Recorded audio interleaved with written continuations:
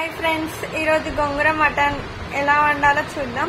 First మనం మటన్ని ఉప్పు పసుపు వేసుకొని నీట్గా వాష్ చేసుకోవాలి. వాటర్లో అంతా క్లీన్ చేసుకున్నాక పక్కన పెట్టుకోవాలి. ఫస్ట్ దానికి మనం ఆనియన్స్, పచ్చిమిర్చి, టమాటా, గోంగూర కావాలి. ఫస్ట్ ఆయిల్ వేసుకొని కొన్ని మసాలా, ఇంకా ఆనియన్స్, పచ్చిమిర్చి అవన్నీ వేగినాక అల్లం వెల్లుల్లి పేస్ట్, టమాటాలు వేయాలి. అది మంచిగా ఫ్రై అయినాక మటన్ మొత్తం వేసి మొత్తం కలుపుకొని వాటర్ అంతా వెళ్ళే వరకు ఫ్రై చేయాలి.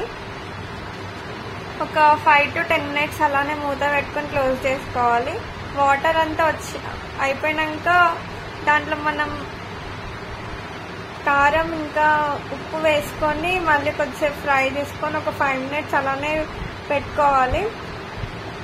ఒక 5 minutes తర్వాత దాంట్లో కొంచెం పుదీనా, కొత్తిమీర వేసుకొని మళ్ళీ ఒక 5 minutes అలానే పెట్టుకోవాలి.